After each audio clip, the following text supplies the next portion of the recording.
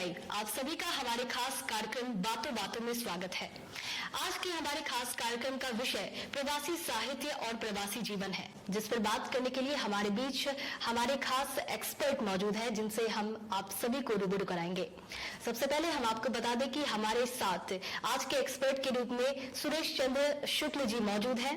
तो आइए हम उनसे बात करते हैं और हिंदी साहित्य में किस तरह से पत्रकारिता का जो चलन है इसके विभिन्न आयामों के बारे में आज हम बात करेंगे। सर, आपका इस कार्यक्रम में बहुत बहुत स्वागत है। सबसे पहले आप अपना संक्षिप्त जानकारी दें। मेरा नाम सुरेश चंद्र शुक्ल शरद आलोक है। मैं दुनिया के सबसे उत्तर में बसे हुए एक छोटे से देश नॉर्वे से आया हूँ, जहाँ पर 19 जून से लेकर 31 जुलाई तक सूरज नहीं डूबता, यानी कि आधी रात के सूरज वाले देश में।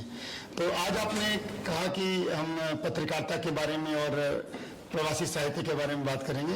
आपने बहुत अच्छा विषय चुना है, क्योंकि मैं स्वयं प्रवासी साहित्यकार हूँ और गत 43 वर्षों से नॉर्वे में निवास कर रहा हूँ। और 42 वर्षों से पहले जो है परिचय नाम की पत्रिका, उसके बाद स्पाइल दर्पण 35 वर्षों से, और उसके साथ ही साथ वैश्विका पत्रिका का संपादन कर रहा हूँ, जो हिंदी में है। इसी के साथ ही 1982 से मैं नॉर्वेजियन पत्रकारिता से जुड़ा। नॉर्वेजियन पत्रकारिता से जुड़ने का अवसर तब मिला जब हमने नॉर्वे में नॉर्वेजी भाषा, नॉर्वेजी साहित्य और उसके बाद प्रोफेशन जर्नलिज्म का कोर्स पास किया। इसके साथ ही नॉर्वे एक बहुत ही सुंदर खूबसूरत देश है, और जैसी आपकी प्रश्न होंगे या जैसी आपकी इच्छा होगी हम आपको और उसके बारे में बताएंगे। अच्छा, हम आपको नॉर्वे की पत्रकारिता की तरफ ले चलते हैं, क्योंकि नॉर्वे की पत्रकारिता जो है और भारत की पत्रकारिता में विशेष अंतर नहीं, क्योंकि पत्रकारिता दुनिया में एक तरह से ही होती है, क्योंकि उनका कार्य है चौथे स्तंभ के रूप में कार्य करना, विशेषकर जब वह देश जो है डेमोक्रेसी हो। नॉर्वे जो है फ्रीडम ऑफ स्पीच में आज नंबर 1 पर है। मेरी आशा है कि भारत भी कभी नंबर 1 होगा फ्रीडम ऑफ स्पीच में, और इसका कारण है फ्रीडम ऑफ स्पीच और प्रेस, और ये जो है दर्शाता है कि नॉर्वे में पत्रकारिता का स्तर अच्छा है। और उसका कारण है वहाँ की आबादी जो है 56 लाख है, जिसमें हमारे वहाँ पर भारतीय लोग जो हैं 26,000 भारतीय निवास करते हैं। ये जो है पत्रकारिता से जुड़ा है, इसलिए हमको भारतीय आबादी की बात करनी होगी, क्योंकि नॉर्वे में जो हिंदी पढ़ने वाले लोग हैं वो भारतीय लोग हैं, और वो नॉर्वेजियन लोग जिन्होंने हिंदी कहीं पढ़ी है या हमारे योग दर्शन से जुड़े हुए हैं, या हमारी बिटिया या बेटे लोगों ने नॉर्वेजी के मूल के लड़के या लड़की से विवाह किया है, तो उनको दो संस्कृतियों को जोड़ने के लिए, परिवार से संवाद करने के लिए उनको जरूरत पड़ती है हिंदी की। इसलिए हमें वहाँ पर हिंदी की पत्रकारिता की आवश्यकता पड़ी। जब मैं नॉर्वे में 26 जनवरी 1980 को गया, उस समय जो है नॉर्वे में हिंदी का पठन पाठन कोई विशेष नहीं था। हाँ, ये जरूर है कि शुभ संदेश ये जरूर था कि ओस्लो विश्वविद्यालय में इंडोलॉजी के संदर्भ में, या कह लीजिए इंडो ईरानी इंस्टीट्यूट जो वहाँ था, वह जो है हिंदी, उसके साथ साथ बंगला और वहाँ पर हमारी कुछ अन्य भाषाओं का पठन पाठन करता था। तो आज भी ओस्लो विश्वविद्यालय में हिंदी का पठन पाठन चल रहा है। अभी जो है प्रोफेसर जोलर जी रिटायर हुए हैं, उसके बाद नए अभी प्रोफेसर आने वाले हैं। और उसके साथ साथ नॉर्वे में जो है, हम नॉर्वे की पत्रकारिता के बारे में बात करने से पहले ये भी जान लें कि वहाँ पर हिंदी किस प्रकार से लोग जान रहे हैं और समझ रहे हैं। नॉर्वे में हिंदी स्कूल है, जिसे हमारी बेटी संगीता शुक्ला और उनकी और अन्य बिटिया लोगों ने मिलकर के किया है, जिसमें नाम है अलका भरत है, तरु वांगन है, सपना रस्तोगी है, इसी प्रकार रुचि माथुर है। ये सब लड़कियों ने मिलकर के अपने बच्चों को हिंदी सिखाने के लिए एक स्कूल खोला, और उन्हें मालूम था कि अगर हम अपने बच्चों को हिंदी या मातृभाषा नहीं पढ़ाएंगे तो हमारे बच्चे जो है हमारे देश से नहीं जुड़ पाएंगे और अपने पूर्वजों से बातचीत नहीं कर पाएंगे। अगर वो हिंदी नहीं पढ़ पाएंगे तो हम हिंदी की पत्रकारिता भी नहीं कर सकते। जब हम नॉर्वे गए तो उस समय वहां पर एक पत्रिका प्रकाशित होती थी जिसका नाम परिचय था। परिचय जो है हिंदी और पंजाबी भाषा में प्रकाशित होती थी, और उस पत्रिका का प्रकाशन जो है वहां पर एक भारतीय संस्था थी, इंडियन वेलफेयर सोसाइटी, उसकी मदद से वह पत्रिका प्रकाशित होती थी। और जब मुझे वहां संपादक बनाया गया, तो आपको मालूम है किसी संपादक को बिना पढ़े हुए कोई जो है लेख नहीं छापना चाहिए, कोई समाचार नहीं छापना चाहिए। तो मैंने वहां जाकर पंजाबी सीखी। इस प्रकार हिंदी पत्रकारिता से जुड़ा। और जहाँ तक नॉर्वेजियन पत्रकारिता की बात है, जिस प्रकार आपके यहाँ एक हमारे जो विश्वविद्यालय है यहाँ पर महेंद्रगढ़ में, उस विश्वविद्यालय में जो है पत्रकारिता विभाग है, आज हिंदी विभाग में जुड़े आए, वहाँ पर बीरबल सिंह यादव जी और वहाँ उसी के साथ ही हमारे डॉक्टर कामराज सिंधु जी, आज हमारा एक सेमिनार था और एक हमारी पुस्तक जो है जिसका नाम है मिट्टी के देवता, उसका लोकार्पण भी हुआ। अब पत्रकारिता की ही बातचीत करते हुए हम आगे बढ़ रहे हैं। उसी प्रकार जब मैंने नॉर्वे में पत्रकारिता की शिक्षा प्राप्त की, वहाँ पर भी 44 ही बच्चे थे पूरे देश के अंदर। उसका नाम था नेशनल कॉलेज ऑफ जर्नलिज्म, जो ओस्लो विश्वविद्यालय से संबद्ध था। और यहाँ की पत्रकारिता में कोई बहुत भेद नहीं, लेकिन इतना भेद जरूर है कि नॉर्वे में जो है पत्रकारों को बहुत सुविधा दी जाती है, सरकारी तौर पर भी, गैर सरकारी तौर पर भी। और वहाँ पर जो भी सरकारी संस्थाएं हैं वो वहाँ के पत्रकारों को और वहाँ के छात्रों को, छात्राओं को बहुत से आर्थिक सहायता देती हैं। जैसे कि हम लोग को कैमरा खरीदने के लिए पैसे मिलते थे, हमको जो है कंप्यूटर के लिए पैसे मिलते थे। उसके साथ साथ अगर हमें कोई भी हम आर्टिकल नहीं पूरा कर पा रहे हैं, उसके लिए हमें सहायता मिलती थी। और 3 बार मौका मिलता था एक आर्टिकल लिखने का, और हर आर्टिकल में हमें पास होना होता था। अगर हम आर्टिकल में पास नहीं होते थे तो समझ लीजिए कि हम पत्रकारिता के स्कूल को पास नहीं कर सकते। इसलिए और सुबह से 7 बजे से लेकर 4 बजे तक हम व्यस्त होते थे। इस इंटेंसिव कोर्स में हमने वहाँ की, जिस तरह से आप लोग भारत में पत्रकारिता में करते हैं या अपने भारत की जो फिलोसॉफिकल वैल्यूज हैं सीखते हैं, उसी प्रकार हमने कॉलेज ऑफ जर्नलिज्म में वहाँ की नॉर्वे की जो है फिलोसॉफिकल वैल्यूज भी सीखी। सर, नॉर्वे में जिस तरह से आपने कहा कि आपका हिंदी पत्रकारिता में नॉर्वे में बहुत लगभग 40 सालों का अनुभव रहा है, तो आप एक दो प्रभावों का जिक्र भी जरूर करें यहाँ पर कि हिंदी कुछ मुद्दे जो है जो हिंदी पत्रकारिता के माध्यम से नॉर्वे में उठाए गए हैं, तो उसका नॉर्वे की सरकार पे या फिर नॉर्वे के लोगों पर क्या प्रभाव पड़ा? मैं आपको 2 उदाहरण देता हूँ। एक तो उदाहरण दूंगा कि जब अभाव में जब हमारे पास साधन नहीं होते हैं, जब हमारी जो पत्रिका परिचय छपती थी, उस समय हमारे पास मेज भी नहीं थी, जमीन पर बैठ करके हम पत्रिका बनाते थे।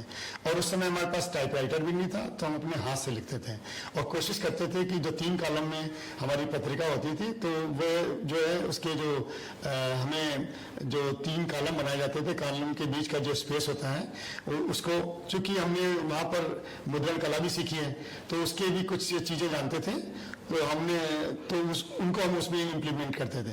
यानी अभाव के बावजूद भी ऑफसेट पे हमारी पत्रिका छपती थी। एक बात, इसके साथ साथ हमें जो नॉर्वेजियन कॉलेज ऑफ जर्नलिज्म में, वहाँ का जर्नलिज्म पढ़ने के बाद हिंदी पत्रकारिता में थोड़ा हमारे निखार आया। निखार इस तरह से आया कि कोई भी हमें समाचार जो है स्रोतों की जांच करके छापना चाहिए। इस तरह से जो भी हम हिंदी में अपनी पत्रिका में छापते थे, भारतीय दूतावासी में सभी लोग उसकी प्रशंसना सराहना करते थे, क्योंकि हम लोग नकल नहीं मारते थे। हम लोग जो है कोई भी समाचार पढ़ते थे, उसको परिवर्धित करते थे, उसमें दूसरे समाचार मिलाते थे। और अगर कोई भी समाचार मान लीजिए द हिंदू से लिया गया है, उसमें लिखते थे कि द हिंदू ने ये बात लिखी है और उसके आगे की बात हम लिखते थे, तो उसको भी स्रोतों की जांच करके अनुसार लिखते थे। और उसमें अगर हमारे पास बहुत ज्यादा स्रोत नहीं होते थे, तो हम लोग जो है इंटरव्यू लेते थे। हिंदी पत्रकारिता में हमने साक्षात्कार का यानी इंटरव्यू का बहुत ज्यादा सहारा लिया। और दूसरी बात, मैं सीधे आ रहा हूँ जो आज का एक बिल्कुल रेलेवेंट यानी आज का बिल्कुल ताजा उदाहरण है। एक फिल्म आई है रानी मुखर्जी की, जिसमें है मदर अगेंस्ट नॉर्वे। ये जो है नॉर्वे की, उसमें फिल्म है। फिल्म पूरी सच्ची नहीं होती, क्योंकि वो जो है उसमें लिखा भी होता है कि ये सारे चीजें सच नहीं है। उसके बावजूद भी फिल्म जो है नॉर्वे के बारे में बहुत सी आलोचना करती है, बहुत क्रिटिक करती है। इसके बावजूद भी नॉर्वे के अखबार एक एक पृष्ठ उस फिल्म को क्रिटिक में दे रहे हैं, और वो चाहते हैं इस तरह की चीजें आए ताकि नॉर्वे की बात जो दूर तक जाए। और यहाँ बॉलीवुड जो फिल्म है उसका प्रचार प्रसार बढ़ा है नॉर्वे के बारे में, और नॉर्वे की सीन्स के बारे में, वहाँ के बारे में लोगों को पता चले और रुचि बढ़े। तो इस तरह से देखा जाए तो नॉर्वे में जो है आलोचना को बहुत हृदय से स्वीकार किया जाता है, और आलोचना को स्वीकार करना बहुत जरूरी है। इसमें एक बात और बता जोड़ दूं कि नॉर्वे में जो है जब हम लोग वहाँ पर, मैंने देखा जब हम तो भारत से तो बीए करके गए थे, यानी बैचलर यानी स्नातक की परीक्षा पास करके गए थे। जब नॉर्वे गए वहाँ हमने देखा पत्रकारिता की शिक्षा प्राप्त करते हुए, क्योंकि हम लोगों को हर जगह हर विभाग में भेजा गया, चाहे वो बच्चों का किंडर गार्डन हो, स्कूल हो, चाहे वो कोर्ट के केस हो, चाहे और भी कोई कार्यक्रम हो। तो उसमें इसके बारे में बता रहे हैं, इतना जो इस फिल्म को जो वहाँ पर स्थान मिला, उससे जो है आज जब हम कहीं भी किसी से मिलते हैं या एक ही प्रश्न होता है उस फिल्म का क्या रिस्पॉन्स हुआ, इससे ये पता चलता है कि नॉर्वे में पत्रकारिता और फ्रीडम ऑफ प्रेस की शक्ति। सर, जैसा कि आपने बताया कि आपने भारत में भी कुछ न्यूज़पेपर के साथ मिलकर फ्रीलांसिंग का काम किया है, तो आपको और नॉर्वे में बेशक आपकी 40 साल से ज़्यादा का अनुभव रहा है, तो आपको भारत की पत्रकारिता और नॉर्वे की पत्रकारिता में क्या अंतर आपको लगता है? नॉर्वे में हमें जो है स्रोतों की जानकारी लेने के लिए स्वतंत्रता है। हम किसी को भी फोन कर सकते हैं। नॉर्वे में केवल राजनीतिक नहीं, हम एक बहुत मशहूर खिलाड़ी जैसे यहाँ पर सचिन तेंदुलकर को फोन करें शायद वो फोन नहीं उठाएंगे, वहां पर अगर हम रेलिवेंट एक फोन करते हैं तो उसका और हम संदेश लिखते हैं तो उसका उत्तर जो है वह व्यक्ति भी देता है जिसने 18-19 ओलंपिक के मेडल जीते हैं।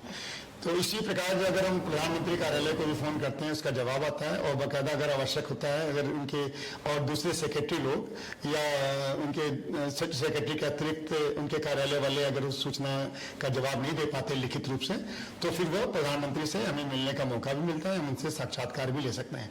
लेकिन ये तभी जरूरी होता है कि जब, और एक और बात है, नॉर्वे में हम किसी का भी फोटो खींच सकते हैं, कहीं भी कुछ, कई बार बिना परमिशन के भी फोटो खींच सकते हैं, और लेकिन हम बिना उसकी अनुमति के हम उसको छाप नहीं सकते। सर, आजकल जो नवोदित पत्रकार है, खास करके जो हिंदी भाषी पत्रकार है, उनकी स्थिति नॉर्वे में क्या है? लाइक उन्हें, जो हमारे युवा पत्रकार है, उन्हें किस तरह के अवसर दिए जा रहे हैं? और एज ए सीनियर जर्नलिस्ट आप नवोदित हिंदी भाषी पत्रकार को किस तरह से देखते हैं? जब नोबेल पुरस्कार दिया जा रहा था हमारे एक भारतीय मित्र को, आदरणीय कैलाश सत्यार्थी जी को, उस समय जी टीवी के पत्रकार को वहां पर प्रवेश की अनुमति नहीं मिली, और एक दिन पहले वो मिले, जिसमें अभी उनको कुछ ही घंटे बाकी थे, प्रेस कॉन्फ्रेंस होने वाली थी, यानी सुबह 11 बजे और 7 बजे की बात है। कैलाश सत्यार्थी जी ने 9 तारीख को मुझे पूछा कि आप जी टीवी के पत्रकार को यहाँ का एक स्पेशल कार्ड होता है, मैं अंग्रेजी में उच्चारण नहीं कर पा रहा, तो वो कार्ड दिला सकते हैं? हमने कहा बिल्कुल दिला सकते हैं, आप मुझे उनका जो उन्हें जानकारी प्राप्त करनी चाहिए कि मुझे ये आवश्यक कागज दीजिए। ये आवश्यक कागज जांच करने के बाद हम भारतीय दूतावास से जांच करके उनसे सहायता लेते हैं। फिर हमने भारतीय दूतावास से एक तरह की सहायता ली, और उसके बाद हमने बताया अपने पत्रकार यूनियन को और विदेश विभाग को और पुलिस विभाग को, उन्होंने उनको अंदर जाने दिया। तो ये सब जो है भारतीय पत्रकार वहां कर रहे हैं। तो भारतीय पत्रकार, जो भारतीय भाषाओं के पत्रकार केवल पत्रकारिता नहीं कर रहे हैं, जो भारत के पत्रकार वहां जाते हैं कवरेज लेने, उनकी भी सहायता करते हैं और खुले मन से सहायता करते हैं। और मुझे इस गर्व है कि बेशक विदेशों में रहकर हमारे भारतीय लोग हिंदी पत्रकारिता या पंजाबी पत्रकारिता की सेवा कर रहे हैं, मैं उनका आजीवन ऋणी रहूंगा। और एक और अखबार ने मुझे, हिंदी अखबार ने सहयोग दिया हो गया, जिसका नाम नई दुनिया। नई दुनिया जो है हिंदी का पहला जो है रंगीन अखबार था। हम उसको हर सप्ताह मंगाते थे, तो 7 अखबार एक साथ आते थे। उसमें भी हमें जो है क्रिकेट की कमेंट्री लिखने में, क्रिकेट के समाचार लिखने में बहुत मदद की, क्योंकि वो एक ऐसा पहला भारतीय अखबार था जिसने क्रिकेट की कमेंट्री इतनी अच्छी की। अगर आप लोगों को भी क्रिकेट की कमेंट्री लिखना और जानना है तो पुरानी नई दुनिया को पढ़ें। सर, भारत के जो समाचार पत्र होते हैं उसमें अगर गौर किया जाए तो पॉलिटिकल स्टोरी को बहुत ज्यादा कवरेज दिया जाता है। वही अगर हम बात करें नॉर्वे की, तो नॉर्वे के जो हिंदी समाचार पत्रों के जो पाठक हैं, उनके लिए आप लोग या फिर जो भी हिंदी पत्रकार है वो किस तरह की कवरेज देते हैं, किस तरह की न्यूज भारत से रिलेटेड पब्लिश की जाती है? जैसे मेरी जो पत्रिका है वो पत्रिका जो है गैर राजनीतिक, गैर धार्मिक है। तो मेरी पत्रिका में न धर्म होता है न राजनीति होती है, खासकर हिंदी में भी और नॉर्वेजियन में भी। नॉर्वेजियन में थोड़ी सी हम राजनीति डाल देते हैं, जैसे कि कोई प्रवासी भारतीय है या पाकिस्तानी भारतीय, पाकिस्तान का मूल का कोई प्रवासी है, उसको कोई समस्या है या कोई कानून आया है जिसके विरोध में लिखना है, तो नॉर्वेजियन भाषा में लिखते हैं। हिंदी में नहीं लिखते, क्योंकि हिंदी में अगर हमने लिख दिया और जो हमारा पाठक ने पढ़ा उसको सारे मानक पता नहीं है कि ऐसा लिखने से क्या प्रभाव होगा, तो नॉर्वेजियन भाषा में लिख देते हैं और बहुत उसका फर्क पड़ता है, उसका फायदा भी होता है। और अच्छी बात बताऊं कि 3 साल तक नॉर्वे में वहाँ की एक पॉलिटिकल पार्टी जिसमें मैं हूं, उसके साथ एक और पॉलिटिकल पार्टी जुड़ी थी, उन्होंने ये मांग की थी कि नॉर्वे के रहने वाले सभी लोगों की आय जो है सार्वजनिक की जाए पूरी दुनिया के सामने, और हम लोग ये एक उदाहरण प्रस्तुत करें कि कोई नॉर्वे में कुछ छिपा नहीं, सारा पारदर्शी है। तो उसमें आप सब देख सकते हैं कि उन 3 सालों में मैंने क्या कमाई की, कितना टैक्स दिया, और दूसरे जो जिनके नाम आप जानते हैं सब जान सकते हैं। मैं आपसे फिर से ये कहूंगा कि भारतीय पत्रकारों को अपने मालिकों से रिवोल्ट नहीं करना है, अपने मित्रों को फंसाना नहीं है, लेकिन अपनी लिखाई से अपने स्रोतों की जानकारी बढ़ा करके भारतीय पत्रकारिता का गौरव बढ़ाना है, उसे भी फ्रीडम ऑफ स्पीच में नंबर 1 पे लाना है। ये थे हमारे साथ आज के एक्सपर्ट के रूप में सुरेश चंद्र शुक्ल जी, जिनसे हमने हमारे कार्यक्रम बातों बातों में प्रवासी साहित्य और पत्रकारिता के बारे में बहुत सारी बातें जानी, बहुत सारे जो नॉर्वे की पत्रकारिता के बारे में जाना, और साथ ही उन्होंने हमारे जो नवोदित पत्रकार है उन्हें जो टिप्स दिया वे सब भी हमने जाना। धन्यवाद मौसम जी। और मैं अंत में 2 पंक्तियां कहना चाहूंगा। क्या बात है कि मेरी पत्रकारिता और मेरे लेखन में भारत झलकता है। देश का गान हो, देश का मान हो, हम जहां भी रहे मेरा हिंदुस्तान। धन्यवाद सर, बहुत बहुत धन्यवाद आपको भी धन्यवाद। आप इसी तरह हमारे साथ चैनल से जुड़े रहे। मिलते हैं अगले कार्यक्रम में, तब तक के लिए नमस्कार।